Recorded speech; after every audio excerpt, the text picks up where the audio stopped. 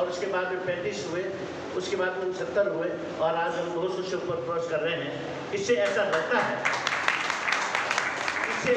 है कि सबके अंदर यही भावना है कि हमको किस तरह से एक होना चाहिए और सामूहिक संगठन में शक्ति होती है। इस भावना का इस भव्य भीड़ से महसूस होता है कि सब लोग दिल से चाहते हैं। आप देखिए सज्जनों, हमारी इतनी क्वांटिटी होने के बावजूद भी हमारे जो नीचे लोग के लोग हैं वो हमसे ज़्यादा फायदा उठा रहे हैं। और वो उनमें क्या है कि उनमें संगठन है। आप देखिए मेघवाल, हरिजन, चमार, ये मिनिस्टर से बात करने का ढंग नहीं होता है और ढंग के काम नहीं कर रहा। इस मुकाम तक पहुँचे हैं और आज पहुँचने का कारण यही है कि हम किस तरह से इस मुकाम को हासिल करें। आपको हमको जगते हैं क्योंकि हम अपनी लाइफ की प्राय अंतिम सीढ़ी पर पहुँच चुके हैं। हमारे जो बच्चे हैं, हमारे जो चौथी पंक्ति के लोग हैं, उनको जगत है।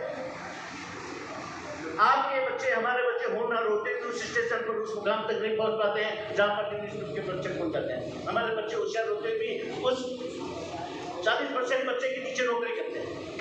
कितनी विडंबना की बात है। उनके अंदर किस तरह से उनका बोलता होगा कि मेरा बच्चा होशियार होने के बावजूद भी इसी नीचे बैठा है।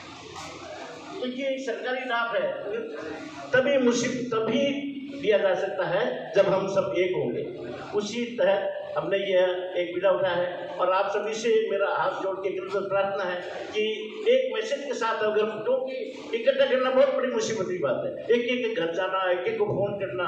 तो मेरा आपसे सबसे पहले एक ही अनुरोध है कि हमारे अरुण मौसम का एक ऐड बना हुआ है, आप सभी से निवेदन है कि हर मैसेज पहुँचते ही हम सब लोग इकट्ठे हुए और किस तरह से इसको हमने जहाँ बनाए। हर एक आदमी को अधिकार है बोलने का और हम इसीलिए इकट्ठे हुए कि अपने अपने विचार रखें, किस तरह से हम इसको ज़्यादा से ज़्यादा इसका मुकम्मल फायदा उठा सकते हैं। उसके तहत अभी हमने पहले मीटिंग के लिए शुरू की थी तो भाई मनोज जी ने बताया कि ऐसे तो पार पड़ेगी नहीं, आपको मोहल्ले वाइज मीटिंग करनी पड़ेगी। तो हमने सबसे पहले मीटिंग पवनपुरी में राम लक्ष्मण भवन में की थी, उसमें काफ़ी सफलता मिली। फिर अभी महेश जी भाई ने, सुभाष जी ने ये बीड़ा उठाया और कहा कि आप पहले मीटिंग हमारा रखना कीजिए और कि वास्तव में उनको दाद देनी चाहिए। उन्होंने ये बीड़ा उठाया और इतनी बड़ी क्वांटिटी में लोगों को यहाँ इकट्ठा किया। मेरा आपसे एक अनुरोध है कि कृपया ये काम मनोज जी का, महेश जी का या मेरा या अरुण जी का अकेले का नहीं, ये हम सब का काम है। तो आपसे मेरा एक अनुरोध है कि मैसेज किसी को फोन में मिल जाता है तो तुरंत उसको आने की ड्यूटी अपना बनानी चाहिए। देखिए आज अपने बच्चे कोई काम के लिए अपना कहते हैं, हम अपना व्यापार भी छोड़ते हैं, अपना समय भी निकालते हैं, पैसे भी लगाते हैं, क्यों? उनके भविष्य। अरे असली भविष्य तो उनका ये है जिस काम के लिए आज इकट्ठे हुए हैं, असली भविष्य तो वो। आप इस बात को समझो, बड़ी गहराई की बात है ये। अगर हम आज इसको बात नहीं रहेंगे तो आने वाली पीढ़ी हमको कभी माफ नहीं करेगी और वो बेचारी जिस तरह से हम धक्के खा रहे हैं वो भी धक्के खाएगी। हमको लगता नहीं कि हम धक्के खा रहे हैं, लेकिन हम वास्तविकता में जहाँ हमको होना चाहिए तो वहाँ हम नहीं है, ड्यू टू हमारी आपसी यूनिटी नहीं होने की वजह से नहीं है। तो मेरा आपसे अनुरोध है कि कृपया एक मैसेज पर आप लोग इकट्ठे हुए और एक किसी को मैसेज चला गया वो आगे से आगे क्रॉस करें, सबको इकट्ठा करने का प्रयत्न करें और उसी में ऐसा लगता है कि हम इसको किसी तरह से मुकाम को हासिल कर सकते हैं। उस मुकाम को हासिल करने के लिए मेरा आप सभी से एक अनुरोध है कि ये तो हम कर ही रहे हैं संडे की संडे। इस बार यहाँ की अगली बार कमला कॉलोनी करेंगे, अगली बार मुक्ता प्रसाद, रामपुरा, सुभाषपुरा सब जगह करेंगे।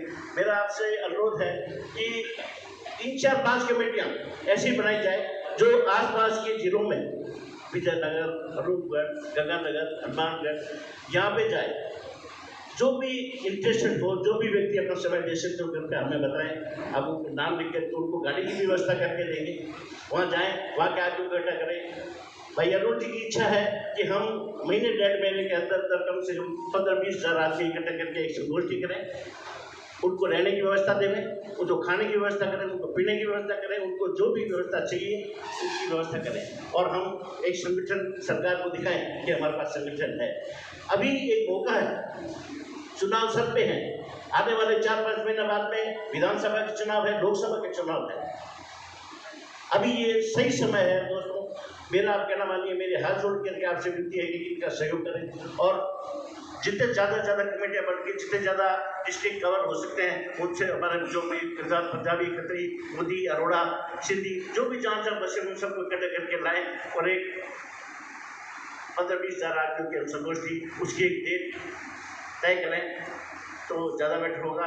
और किसी भी सज्जन को कोई दूसरे सुझाव हो सकता है हमारा गलत हो, किसी भी सुझाव लगे तो ये सुझाव नहीं, ये अच्छा है, ऐसे नहीं, ऐसे में ज़्यादा बढ़िया होगा, तो कृपया आपका सुझाव दें।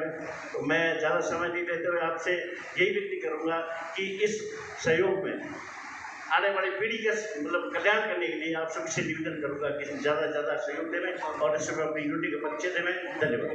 इसलिए बैठक में नरेश जी साहब बहुत बहुत अभिनंदन, बहुत बहुत स्वागत। हमारे बीच श्री नरेश जी चुट संरक्षक पंजाबी महासभा पधार चुके हैं। आज के क्षेत्र में की गई और आज ये बैठक रतखाना कॉलोनी के क्षेत्र में की गई है।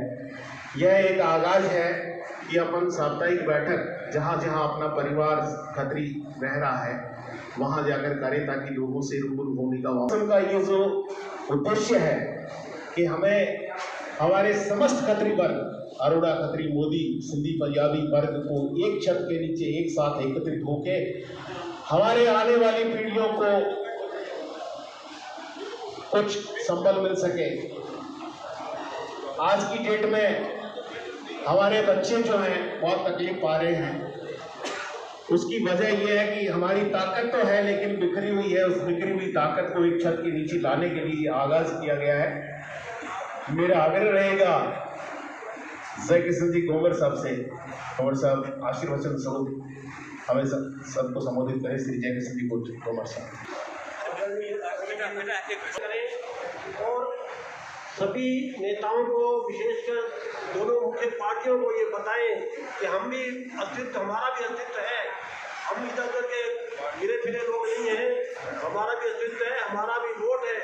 और आपको जो कुछ करना है हमसे पूछ कर करना होगा। ऐसा नहीं होगा कि आप घर बैठे कानून बनाएं, हम पालना करें। हम जो पालना करें उनकी, हम संख्या बल में आज की तारीख में बहुत बड़ी संख्या है बीकानेर में। और अगर राजस्थान देखें, पूरा भारत देखें, हम अलग अलग शहरों में अलग अलग बिखरे हुए जरूर हैं, लेकिन हमारी संख्या बहुत ज़्यादा है। पढ़ाई लिखाई में हम आगे हैं। हमारे 3 प्राइम मिनिस्टर हो चुके हैं, हमारे 2-3 मुख्यमंत्री हो चुके हैं। पूरी फौज में शहीदों की संख्या में नाम लिखाने वाले सबसे ज़्यादा पंजाबी, सिंधी, मोदी लोग हैं। ये खत्री अरोड़ा बिरादरी जो है ये किसी से कम नहीं है। व्यापार में भी हम बहुत आगे निकल चुके हैं और आने वाले टाइम में शायद हम नंबर 1 होंगे। अरुण जी भाई साहब ने जो ये बीड़ा उठाया है, मैं इसका तहे दिल से समर्थन करता हूँ और आप सबसे आग्रह करता हूँ कि आज की तरह नहीं, आज तो बहुत कम लोग आए, कुर्सियाँ ही पूरी नहीं भरी हैं। ये क्या आह्वान हुआ?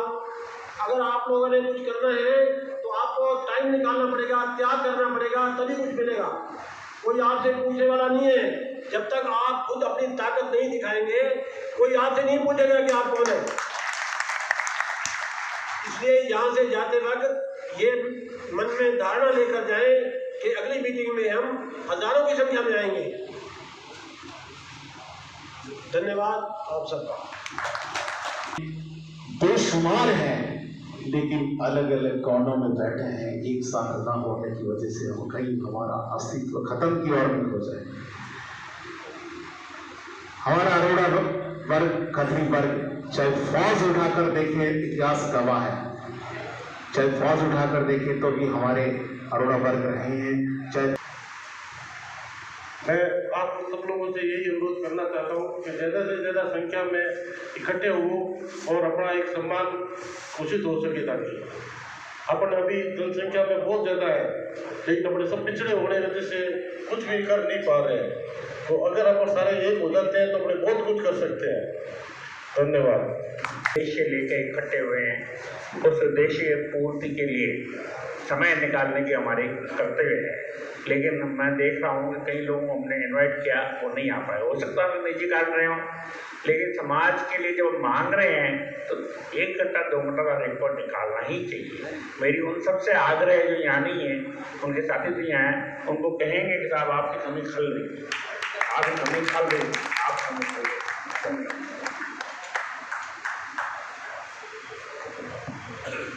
साथियों, और बच्चों का जो जिक्र चल रहा है, हम सब आने वाली पीढ़ी का, और हमारे से जो भी सहयोग होगा हम सहयोग करेंगे। क्या मैं सही हूं तो हाथ उठाकर उठाकर सहमति देकर करेंगे। दादा गार्जन है और इसकी एक श्रृंखला और बढ़े तो मेरा आग्रह रहेगा अरविंद जी मिडा साहब से कि वे मंच की ओर अग्रसर हुए आगे की तरफ। Please please please sir, please please please. शख्सियत है जो इनको सुझाव देंगे और ये उम्मीद करते हैं कि करके हमारी आने वाली पीढ़ी को जो समस्याओं का समाधान कर रही है, जो अस्तित्व खो रही है, वो अस्तित्व बिल्कुल है और बहुत अच्छी पोजीशन में है अपन, लेकिन अपनी गलती भी नहीं है। अपने ज़्यादातर बिजनेसमैन है, ठीक है, और अपने राजनीति को बिजनेस के हिसाब से उसको पहले प्रायोरिटी देते हैं, और खैर देनी भी चाहिए, क्योंकि बिजनेस है तो सब कुछ है। लेकिन दूसरी तरफ ये है कि अपनी जो पोजीशन अपन चाहते हैं, अपनी जैसी पोजीशन अपनी होनी चाहिए वो अपनी नहीं हो पाती, क्योंकि अपन टाइम नहीं निकाल पाते। तो मेरा सभी से निवेदन है कि अपन टाइम निकालें और ऐसा कुछ दिखा दें कि पंजाबी कोई है। मैं तो चाहता हूँ कि लोग पंजाबियों के नाम से उनको डर लगे, किसी पंजाबी से बात करते हुए वो सब 7 बार सोचे कि मैं इस पंजाबी से बात कर रहा हूँ, अगर मैंने कुछ ऊंच कर ली तो मेरा क्या होगा। क्या ऐसी पोजीशन अगर अपनी पैदा करें तब तो अपना मजा है, ठीक है। बाकी आज की डेट में अपने सारे सक्षम है, सब अच्छी पोजीशन है, सब नीचे से उठ के आए हुए हैं, सब जीरो से हुए हैं, मैं भी जीरो से आया हूँ, ठीक है। अपने लगभग 99% से ज़्यादा लोग जीरो से उठ के आए हुए हैं। जब पाकिस्तान से हम आए थे तो हमारी क्या पोजीशन थी, ठीक है। तो उस पोजीशन आज हम पहुंचे हैं तो हमने बहुत मेहनत की है, ठीक है। और हम किसी भी छोटे छोटा बड़े बड़ा छोटा काम कभी नहीं घबराए, ना हमने कभी शर्म शंका किया आज तक। तो इस चीज़ में हम क्यों नहीं आगे आते, इसमें अपनी अपनी ताकत दिखाएं। तो मेरी बड़ी इच्छा है कि कोई भी आदमी किसी पंजाबी से बात करे ना, उसको लगे कि मैं पंजाबी से बात कर रहा हूँ, अगर मैंने पूछ की मेरा होगा क्या। बस मेरा आपसे यही निवेदन है, धन्यवाद। कहा है कि हमने तो जीवन शून्य से आगाज किया था और अपनी मेहनत, लगन और ईमानदारी से ही मुकाम तक पहुंचे। लाइन ये देख अच्छा लगा। इससे पूर्व इन कहा कि साहब संख्या बल कम है। मैंने इनके आयोजक से पूछा, उन्होंने कहा हमें क्वांटिटी से मतलब नहीं, हमने लिमिटेड आदमी रखे, क्वालिटी आदमी बुलाए हैं। इसलिए आप सभी का धन्यवाद है जो क्वालिटी लोग आए हैं सब। पहली बात। दूसरी बात यह है कि अपन एक क्यों नहीं हुए। सिर्फ दो ही कमियाँ रही हैं अपने समाज में, सिर्फ 2 कमी रही हैं। एक तो अपने वार त्यौहार एक नहीं है। हर समाज के त्यौहार हैं, जयंती मनाते हैं, उसमें सब एक होते हैं। आप किसी समाज में देख लो, अग्रसेन समाज महाराजा अग्रसेन की मनाते हैं, महेश्वरी समाज महेश की मनाते हैं। अपने पंजाबी साथ कोई माता जी मना रहा है, कोई गणेश जी मना रहा है, कोई मतलब अपने गुरु महाराज को मना रहा है। तो अपने समाज की कोई ऐसी जयंती नहीं है, इस कारण अपना बिखराव हुआ है, एक बात। दूसरा, अपने जितने भी समाज में मंच पर बैठते हैं आदमी, वो पॉलिटिकल कहीं ना कहीं ग्रसित रहते हैं। उनके अंदर ये नहीं है कि वो हमारा बुरा चाहते हैं, समाज को इकट्ठा करना चाहते हैं, और ये उसी का परिणाम है आज इकट्ठे हो रहे हैं हम। उनकी क्रिटिसाइज अनजाने में गलती क्या हो रही है, अनजाने में गलती आप ध्यान दें कि हम लोग कोई बीजेपी और कांग्रेस दिमाग से काम करते हैं। अपना दिमाग एक ही होना चाहिए कि हमारी एक ही पार्टी है, वो है हमारा पंजाबी का अरोड़ा समाज है। हम अरोड़ा जहाँ बैठेगा तो वहाँ अरोड़ा की जो हित की बात करेगा हम उसके साथ रहेंगे, इसी पे ही ध्यान देना है। अगर इस पे आप ध्यान दोगे तो बहुत जल्दी अरोड़ा समाज एक हो जाएगा। धन्यवाद। करीबन 30 एक आदमी मिलने जाएं सुबह 8 बजे। उसमें हमने अपनी कुछ मांगे रखी हैं। अब चूँकि यहाँ अरोड़ा वंश का रहा, उसका एक हिस्सा है, फिर मैं बता दूँ हमने कुछ मांगे रखी हैं कि एक तो अपने को जो रिफ्यूजी कहा जाता है उसका कानून बनाया जाए, इसके ऊपर रखा है। दूसरा, हमारे समाज में एक गलती से अपने को सुविधाएं हैं, सिंधी खत्री लिखा हुआ है, उसमें कोमा नहीं लिखा हुआ, पूरे सिंधियों को भी वो नहीं मिल रहा उसका। वो सिंधी खत्री क्योंकि उनके खत्री रजिस्टर्ड नहीं है, सिंधी तो है लेकिन खत्री नहीं लिखा हुआ। तो हमने उसमें कहा साहब ये टेक्निकल मिस्टेक है, सिंधी कोमा खत्री। तो उस खत्री में सारे खत्रियों को आपको ओबीसी का जो भी बेनिफिट है वो मिलेगा। इस वास्ते में हमने संसद में बात उठाने के लिए ओम जी बिरला से, बीकानेर से हमारे बड़े भाई साहब सतीश जी खत्री गए हुए हैं, अम्बाला से, सहारनपुर से, और क्या नाम है, दिल्ली, गुड़गांव, जयपुर, कोटा, 12 उदयपुर, इनसे अपने पंजाब के समाज सेवी बहुत गए हुए हैं, ये सभी वहीं गए हुए हैं। इस विषय में हमने अरोड़ा खत्री, उसमें अरोड़ा शब्द नहीं है रजिस्टर, इसलिए बार बार हम आप खत्री पे ही ध्यान देवें, क्योंकि खत्री हैं वही अरोड़ा हैं, इसलिए आप अरोड़ा ठीक है, हम अपने चल रहे हैं अलग, लेकिन संविधान में अरोड़ा शब्द का कोई महत्व नहीं, खत्री का है। और अभी जो जातिगत जनगणना होगी उसमें कॉलम 74 आएगा, उसमें आप अपनी जाति खत्री ही लिखें, भले ही आप सिंधी हो, भले ही आप अरोड़ा लिखते हो, भले ही कुछ लिखो, लेकिन मूल आप खत्री हैं तो आपको खत्री का बेनिफिट मिलेगा। और आपको बता दूं कि करीब करीब खत्री शब्द के नाम से पूरे देश में इस वक्त हमारे पास अनऑफिशियल जो कैलकुलेशन आई है 15 करोड़ से ऊपर है। और हम ऐसे लिख रहे हैं, हमारे सांसद नहीं है, हमारे एमएलए नहीं है। इस विषय में अभी इस टाइम हरियाणा और पंजाब के लोग बहुत जागरूक हो गए हैं और अपने इस तरफ राजनीति तरफ ज़्यादा विषय नहीं कहूँगा। धन्यवाद। ओबीसी का आपने बिल्कुल बात बताई, हम इस सब्जेक्ट से जुड़े रहे हैं और निश्चित रूप से एक इसमें अर्थ विराम रह गया जिसको ओबीसी में जुड़ चुका है। साहब ने जो एक शुरुआत करी है, हमारे सुभाष जी बोला, सतीश जी मुखर्जा, आप सब लोगों ने मिलकर जो एक प्रयत्न चालू किया, बहुत सराहनीय प्रयत्न है। एक बार जोरदार तालियां इन लोगों के लिए हो जाए। आपने कहा, खत्री साहब ने, प्रेम जी ने, क्वालिटी में बिलीव करो। अरे कारवां चलेगा, पीछे लोग जुड़ते चले जाएंगे, काय को टेंशन लेते हो, कम है ज़्यादा है। क्वालिटी है तो सब है और क्वालिटी नहीं है तो कुछ नहीं है। पूरी बीकानेर पंजाबी महासभा के बेहाफ पे, वैसे तो हमारे अध्यक्ष मोहम्मद अंश हैं, लेकिन चूंकि मैं संरक्षक हूँ और सुभाष जी का आदेश हुआ था आज को हम आपके साथ में हैं, एक यूनिटी होनी चाहिए। एक बात कहना छोड़ दीजिए, मेरी रिक्वेस्ट है कि हमको कोई सुनता नहीं है। बड़े मजेदार किस्सा सुनाता हूँ, हो सकता है आधे लोगों को पसंद आए, आधे लोगों को पसंद नहीं आए। मैं पुराने टाइम, भाई जी हमारी तो हर आदमी सुनता है, मैं जहाँ जाता हूँ कहते हैं सेठ जी आओ, सेठ जी आओ, सेठ जी आओ। अच्छी बात है, हमें खाता खोलना था, हमने खाता खोल दिया। बोले मेरी तो वह रतनगढ़ जाता हूँ, बड़े भी यही बात कहे कि भाई जी बहुत बढ़िया काम, सेठ जी मेरा तो चाय पिलाओ। तो दिन मालूम चला कि स्टेट बैंक ऑफ इंडिया के अंदर इसके साथ तो झगड़ा हो गया था और झगड़े के बाद में खाता बंद करा गया।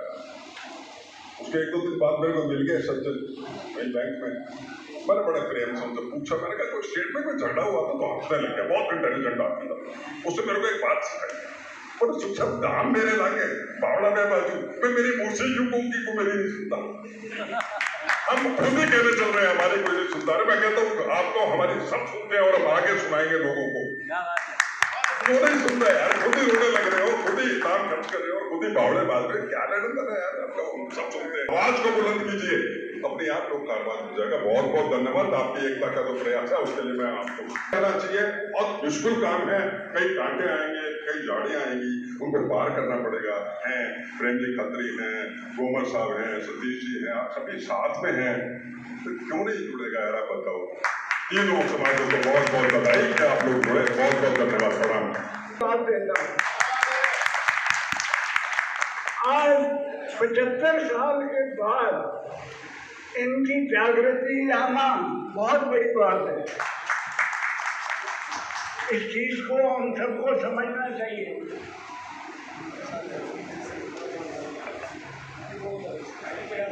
मैं आप सब भाइयों का जो यहाँ पधारे हैं उनका स्वागत और अभिनंदन करता हूँ कि आपने इस चीज़ को समझा कि भाई किस बात की आज मीटिंग की जा रही है, और आपको अगर समझ नहीं है तो आप समझ लीजिए, क्योंकि इसमें आपको अपना आराम से जिंदगी जी रहे हैं, कोई दिक्कत नहीं है। हर आदमी अपने अपने में व्यस्त है और अपना अपना काम कर रहा है, लेकिन अपने भविष्य, बच्चों के भविष्य के लिए सोचिए कि बच्चे जो इतनी मेहनत करते हैं, दिन रात पढ़ाई करते हैं, लेकिन फिर भी वो पीछे रह जाते हैं। उसका कारण सिर्फ ये आरक्षण है।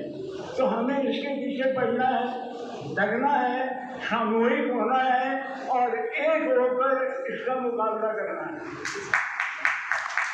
क्योंकि अगर हम इसमें एक नहीं होंगे तो ये उद्देश्य जो आप लेके चले हैं ये संख्या वाले, ये कभी भी पूरा नहीं हो सकता। इसलिए हमें अपनी एकता बनाई रखनी है, ज़्यादा से ज़्यादा इसमें जोर लगाना है और अपना समय भी हमें देना पड़ेगा। दोनों बातें हैं, जब कभी कहीं मीटिंग है, कहीं जाना है, करते रहेंगे तो वो दिन दूर नहीं जब हमें सफलता प्राप्त हो, और अवश्य होगी। हर काम करने वाले को, हर मेहनत करने वाले को फल अवश्य मिलता है, लेकिन वो दिल से होना चाहिए। बस, धन्यवाद। उन्होंने मुझे मना किया था, फिर भी मैं आपके सामने परिवार में जिक्र कर रहा हूं। आपका बहुत बहुत आभार, बहुत बहुत धन्यवाद। पन्नों में सबसे पहले यदि नारी शक्ति का नाम लिखा जाएगा तो स्नेहा नारंग जी का है, जो हमारे बीच पधारी हैं। मैं आपका बहुत बहुत अभिनंदन, बहुत बहुत स्वागत करते हुए आपसे विनम्र सुसम्मानित मानी जी और सामने बैठे सभी महानुभावी भाइयों को मेरा प्रणाम। मैं व्यास कॉलोनी की जो भी नई हमारी पंजाबी सभा का हमने जो आगाज़ किया है उसमें कार्यकारी सदस्य हूँ। बहुत अच्छा लगा। बाकी समाजों को जब हम देखते थे तो बड़ी एक पीड़ा सी होती थी कि हमारे पंजाबी समाज जो है वो इस तरह से संगठित क्यों नहीं होता। तो कई बार मेरी बात भी होती थी। मैं योग से जुड़ी, पतंजलि योग पीठ से भी मैं राज्य कार्यकारी सदस्य हूँ और कम से कम 20 सालों से अपनी सेवाएं दे रही हूँ।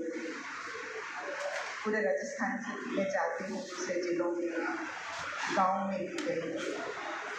तो मैंने देखा पंजाबी पूरी तरह सक्षम है और बहुत उनमें जज्बा भी है काम करने का, लेकिन कहीं ना कहीं तो सब में एक तो सबसे बड़ी बात है कि अपनी ईगो का त्याग करें और सबसे मिल के रखें।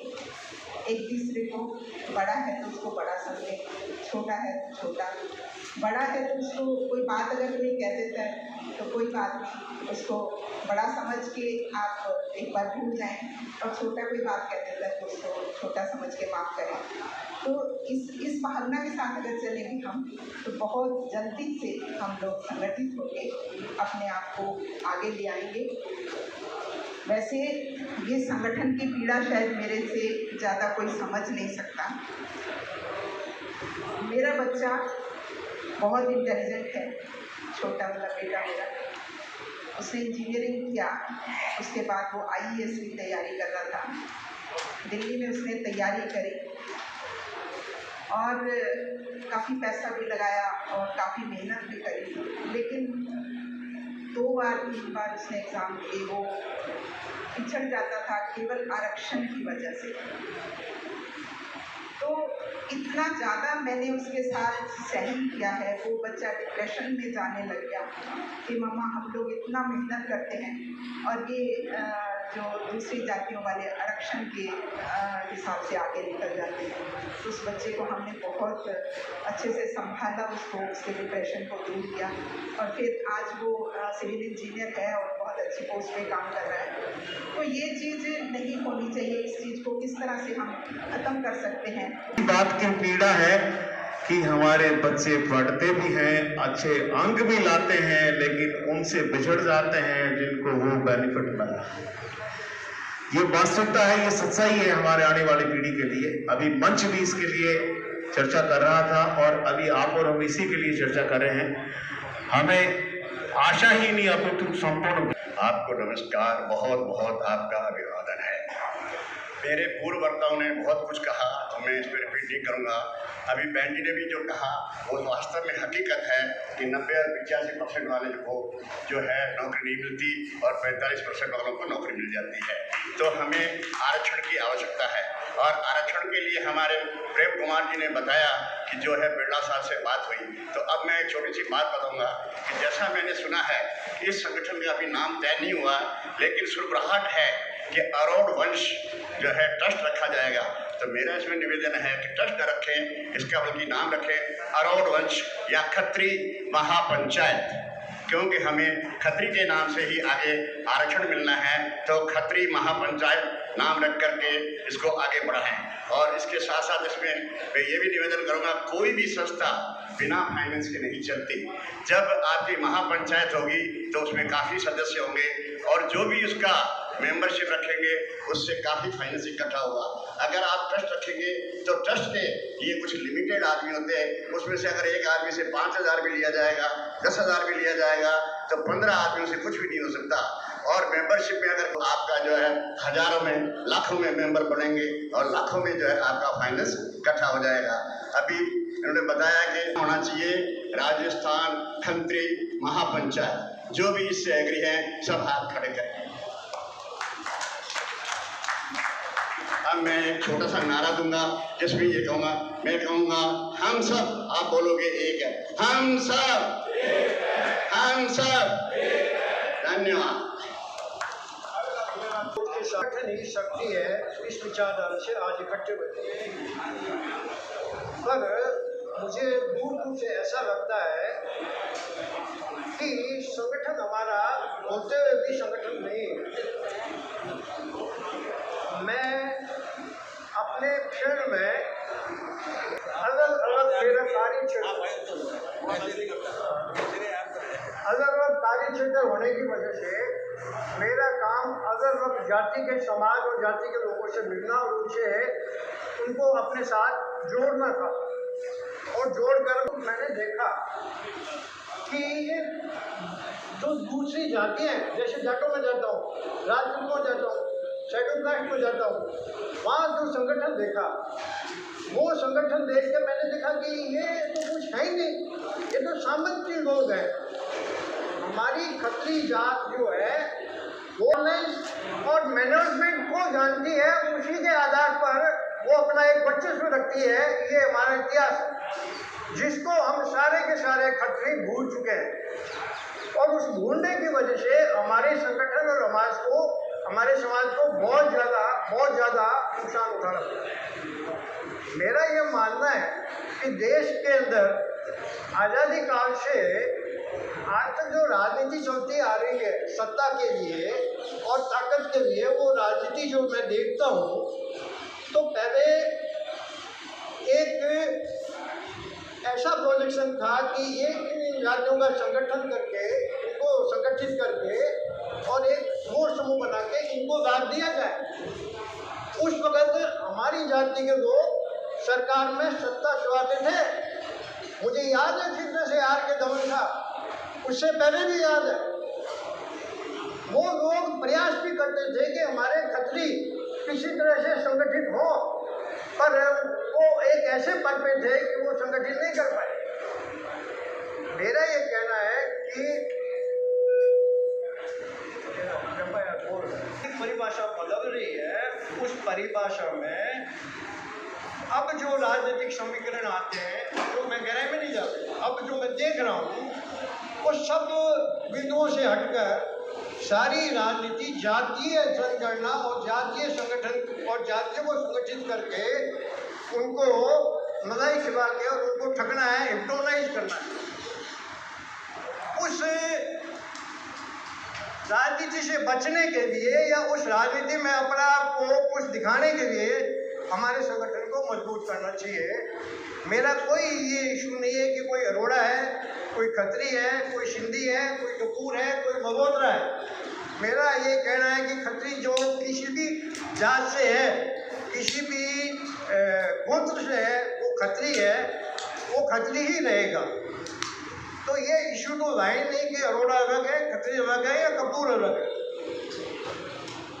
तो मैंने पिछली मीटिंग में कहा था कि बीकानेर में एक बड़ी सेमिनार का आयोजन होना चाहिए, जिसमें बीकानेर के जो 45 से 60 हज़ार खत्री की तादाद बताते हैं, उसमें से अगर 50% की खत्री उस सेमिनार में आप इकट्ठा करते हो, तो वो ताकत सत्ता की ताकत से भी बड़ी है। अब जो हमें चाहिए, समाज को चाहिए, वो समाज को वो ताकत सब कुछ दिला सकती है ना। मेरा ये कहना है, प्रेम प्रकाश जी भी कहना है, रखता हूँ कि किसी के आगे जाके भीख मांगो तो भीख आसानी से नहीं देता है, और देता तो भीख ही रहती है। अब नीति चेंज करनी पड़ेगी। हम अगर शक्तिशाली होते हैं संगठन से तो आने वाली राजनीतिक परिभाषा में हम अपनी जातीय संगठन से मजबूत होकर उन राजनीतिक पार्टियों को बुला सकते हैं कि आप क्या चाहते हो। जैसे कि जाटों ने, ब्राह्मणों ने और दूसरी जातों ने पिछले दिनों जयपुर में अपने सेमिनार करके साबित किया है, और उनको वो सब कुछ मिल रहा है और हमें नहीं मिल रहा है, तो संगठन को करना चाहिए। प्रोग्राम हमने चलाया है, इज़म बड़ा क्लियर है कि ये संस्था जो भी बने, जो नाम बने, मुझे कोई मतलब नहीं है, और मैं ना इसमें अग्रणी व्यक्ति हूँ और ना रहूँगा। पर मेरा ये कहना है कि इस संस्था को आप सब लोग अगर जुड़ते हैं, मन से जुड़ते हैं, अगर आप समझते हैं कि हमें जुड़ के कुछ हासिल करना है, हमें भीख नहीं मांगनी है, हमें उनको बुलाना है कि आप हमारे लिए क्या कर सकते हो, आपके पास ये ताकत है। अब यहाँ आएगी पॉलिटिक्स आएगी। पॉलिटिक्स में राजनीतिक विचारधारा हर समाज में अलग अलग होती है और होनी भी चाहिए। जब तक अलग अलग सड़कें नहीं होंगी तो विकास नहीं होगा। पर वो सड़कें जो हैं वो संगठन के लिए अपनी प्रायोरिटी रखें और वो संगठन को कुछ दिलाएं, और वो सरकार या सत्ता के आगे जाके हाथ ना जोड़े, अपनी ताकत दिखाएं कि we are all, then we get something achieved। वरना ये राजनेता मांगने से कुछ नहीं रहेगा और हमको हिप्नोटाइज करके, बेवकूफ बना के, सब करके सब कुछ हो जाएंगे। बात बड़ी खतरनाक है और कहना भी खतरनाक है। तो ये राजनेता सहूलियत या तो ठोकते हैं, जो ही बोलता है ठोकेंगे, खाएंगे मार, बीड़ा उठाए ना, आएंगे, तैयार है। तो मैं ये आखिर में यही कहता हूँ कि जो भी संगठन आप बनाओ उसको अखिल भारतीय व्यवस्था बनाओ। मेरा ये सपना है। मैंने सभी क्षेत्रों में अपनी मेहनत से और मेरे परिवार के और पूर्वजों के आशीर्वाद से और सारे मनुष्य समाज से अपने धर्म को निभाते हुए उपलब्धियाँ प्राप्त की है, जिसमें मैं कई बार गिरा हूँ और कई बार उठा हूँ। मेरा इज़म बड़ा क्लियर है कि समुद्र का पानी है और समुद्र के पानी के सामने एक पहाड़ खड़ा है। हमारा समाज आज उसी स्थिति में खड़ा है कि समुद्र है और पहाड़ है। अगर हम उस पहाड़ पर चढ़ जाते हैं तो निश्चित रूप से हमें मांगने की जरूरत नहीं है, हमारा समाज ही खुद दे। तो एक सेमिनार हुआ, चुनाव आ रहे राज्यसभा, राजस्थान के और फिर सांसद के, लोकसभा के। मैं तो व्यापारी हूँ, मैं राजनीति नहीं करता, मुझे झूठ बोलना नहीं आता, मैं डरता नहीं, मुझे कोई भय नहीं, मैं कपट नहीं करूँगा। मेरी सोच बड़ी क्लियर है कि उस पहाड़ पे मैं तो चढ़ना जानता हूँ, आप सब लोग चढ़ो तो आप अपने समाज को और मनुष्य समाज को भी कुछ अच्छा दे सकते हो। उसका कारण हमारे समाज की जो विचारधारा है, संस्कृति है, वो अन्य समाज के लोगों से भिन्न, मनुष्यों से भिन्न है। कैसे? जो जाट है, राजपूत है और दूसरी जाति है, उसके बाद में ये ब्राह्मण है जो कुटीर है, और उसके बाद वैश्य, व्यापारी समाज और ये लोग हैं, हम उनसे बड़े डिफरेंट हैं। मैंने पहले कहा ना, एवं प्रोजेक्ट को गवर्नेंस करना जानते हैं, हम सरकार को चलाना जानते हैं, हमें सत्ता कैसे चलानी है ये भी आता है। पर हम लोगों को इन चंद जातियों ने इतना जमीन में अंदर डाल दिया कि हम वहाँ से बाहर निकलने की स्थिति में अब नहीं। तो हम बाहर तभी निकलेंगे जब संगठन करेंगे।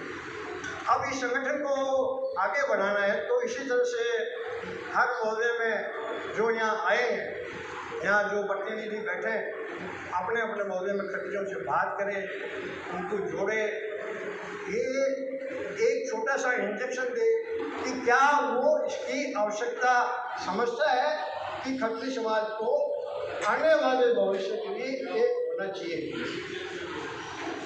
और उसके लिए मैं ये चाहता हूँ कि बीकानेर के जो 60,000 50,000 खत्री हैं, उसमें से आप 30-40 हज़ार खत्रियों को एक जगह एक सेमिनार में बुलाएं। जितना फंड आप इकट्ठा कर सकते हो करें। अगर फंड नहीं होता है तो मैं मेरे इज्म के लिए सब कुछ कर सकता हूँ,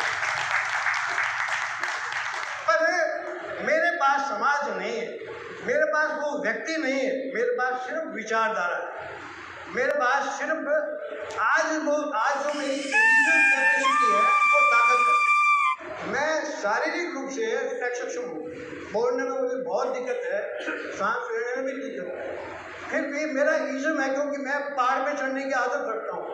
तो मैं चाहता हूँ कि मेरी तरफ से हर समाज का व्यक्ति पहाड़ पे चढ़े और इस संगठन को मजबूत करे। राजनेताओं के पास ना जाए, राजनेता आए कि आप हमसे हमारे लिए क्या कर सकते हैं, वो शक्ति पैदा करने के लिए आप एक बारी एक सेमिनार जिसमें पूरा आयोजन एक गेट टुगेदर और फेलोशिप के साथ एक कनेक्टिविटी क्रिएट करेंगे। उसके बाद एक नेक्स्ट कनेक्टिविटी और करेंगे। इसी तरह से 3 कनेक्टिविटी करके फिर हम हमारी मंडियों की तरफ, मंडियों में काम तो हमने शुरू किया है और जो लोग मंडियों से जुड़े हुए हैं वो भी अपना काम शुरू करें, उनको इन्वाइट करेंगे एक कॉन्फ्रेंस उनकी करके। उसके बाद में मुझे बताया जो सुबह जी ने क्या बताया, कौन से MLA अलवर के आहूजा जी, उनका प्रयास रहता है ऐसे कुछ लोगों को पकड़ेंगे और जो आगे भविष्य में सरकार में प्रतिनिधित्व करने की कोशिश कर रहे हैं उनको भी पकड़ेंगे और इसको आगे ले जाएंगे। अगर आप ये एक सेमिनार में 20 से 30 हज़ार आदमी इकट्ठा कर देते हो तो आपकी जो मांग है यहीं से इन 20-30 हज़ार आदमियों में से, हमारे खत्रियों में से एक छोटा ग्रुप बना के और CM साहब से मिले। अब यह क्वेश्चन आता है कि why should the Congress party step, why not the other of the Meghwal. Question बड़ा क्लियर है कि जो आज हमें दे सकता है, जिसके पास कुछ देने के लिए है, उसको हमें पहले टटोलना चाहिए। तो डेलीगेशन जाए और वो इनवाइट करें कि हम ये 2 चीज़ चाहते हैं आपसे, क्या आप हमें दे सकते हो? ये हमारी संगठन की शक्ति है जिसको उस संगठन में आपको बुला के आपसे घोषणा करवाना चाहते हैं। अगर वो करें तो ठीक है, कोई और करेगा, पर वो जो करेगा उसके बाद सत्ता नहीं है राजस्थान की। तो मेरा एक्शन बड़ा क्विक रहता है। तो क्विक का मतलब है कि अगर ये दे देता तो ठीक है, नहीं तो आगे देखेंगे। दूसरा मेरा एक मुद्दा और है कि जो भी अखिल भारतीय संगठन बनाने जा रहे हैं उसमें बीकानेर अपनी भागीदारी निभाए। बीकानेर का खत्री समाज जो है भागीदारी निभाए। मैंने देखा है कि हमारे देश में बहुत से ऐसे संगठन हैं जो इस पे प्रयास कर रहे हैं पर वो सफल नहीं हुए। उसका कारण हमारे संगठन में भी कारण है। हमारे संगठन में भीड़ का कम आना, लोगों का नहीं आना, उनका रुझान नहीं होना, उसका कारण है। क्या कारण है कि जो संगठन में बैठा है पद पे और जो संगठन के बाद पद के लिए ताकत लगा रहा है और जो संगठन के अंदर चुप बैठा है, वो सब के अंदर एक आकर्षण नहीं है, एक तो मतभेद है और एक आकर्षण नहीं है। तो मतभेद करके जो भी पद पे नहीं है उनको भी इस संगठन में बुलावा, तभी हमारा संगठन आगे बढ़ेगा। जितने तो हम उन सब संगठनों से बात करेंगे जो अखिल भारतीय लेवल पर काम कर रहे हैं। इसके लिए हमें ऐसे सक्षम व्यक्ति चाहिए समाज से जो रिटायर्ड है और काम कर सकेंगे, तो सुविधा भी मिलेगी, फंड भी मिलेगा और काम भी मिलेगा, उनका भविष्य भी मिलेगा। तो मैं ज़्यादा लंबी बात नहीं कर सकता। आपने ठीक कहा, आपकी एक व्यास कॉलोनी में अपने एरिया के खतरों को इकट्ठा करो और एक क्या सभा चल रही है के साथ? दोबारा करो, आएंगे देखते। तो इसके लिए अगर समाज चाहता है तो मैं तैयार हूँ और बीकानेर को अखिल भारतीय क्षत्रिय संगठन के लिए आकर्षित करना चाहता हूँ। और इसके लिए कम से कम 5 करोड़ रुपए का बजट चाहिए और बहुत सारी सेवाएं हमारे बीकानेर के क्षत्रिय समाज को देनी पड़ेगी। बजट एक अलग मुद्दा है, उसके लिए कमेटियां बनेंगी, सोर्सेज बनेंगे, हर समाज का खत्री उसका भागीदार बनेगा, चाहे वो 10 रुपये से भी बनेगा। और इस प्रोग्राम को कराते हो तो इतिहास सफल होगा अगर इज्म है, अगर सिद्धांत सोच है।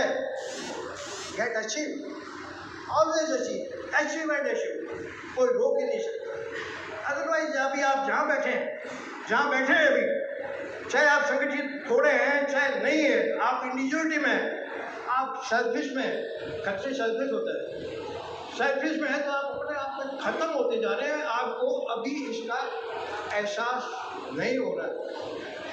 मेरा ये मानना है कि अगर हम आज संगठित नहीं हुए तो जो जातियाँ संगठित हैं वो आने वाली समय में, वैभव खड़ा, ये 16 साल का मेरा पोता है, ये चांदी का चम्मच लेके पैदा हुआ है, इसको लकड़ी का चम्मच नहीं मिलेगा। इसके पीठ के ऊपर से वो इसको गोद के निकल जाएंगे, क्योंकि हमारे पास कोई ताकत नहीं है, इसकी इंडिविजुअलिटी कोई ताकत नहीं है।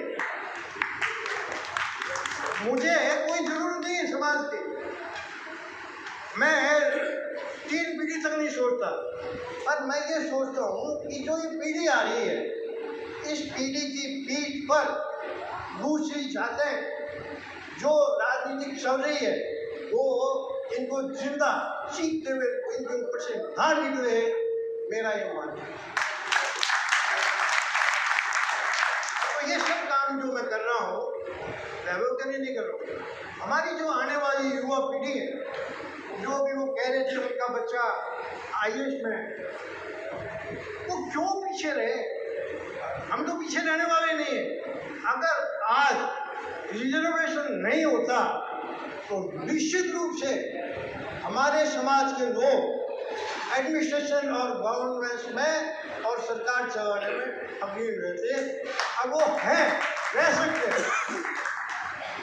तो ये हमारी मजबूरी है, मैं आरक्षण के पक्ष में नहीं हूँ, क्योंकि हमें सेल्फ कॉन्फिडेंस है, हम सर्वशक्तिमान सर्वशक्तिशाली हैं, चाहे दिमाग से हो और चाहे शारीरिक शक्ति से हो, क्योंकि हमारे पूर्वज जो है शारीरिक शक्ति में भी मजबूत थे और दिमाग से भी मजबूत थे। आखिर में मेरा यही कहना है कि अपने अपने मोहल्ले में अपने अपने जो परिचित खतरे हैं उनके छोटे छोटे शिविर लगाओ, उनके क्वेश्चन क्रिएट करो। अगर वो नहीं समझते हैं तो ठीक है, उनको समझाओ, प्रयास करो। अगर वो समझते हैं तो उनको जोड़ो, नहीं समझते उनको समझा के जोड़ो, तो हमारा भविष्य निश्चित रूप से, हमारे समाज का भविष्य निश्चित रूप से सफल रहेगा।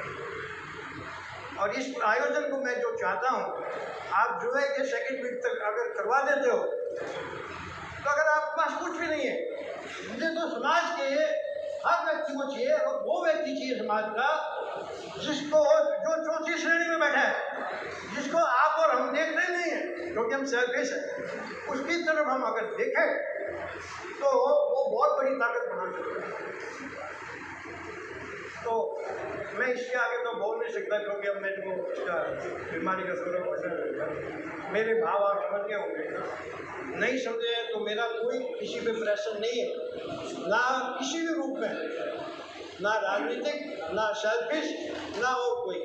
पर मेरी सोच हमेशा ये बनी रहेगी कि हमारी आने वाली भावी पीढ़ी उन लाटों से गोदी नहीं जाए, सक्षम होते हुए भी उससे कैसे बचाओ। धन्यवाद।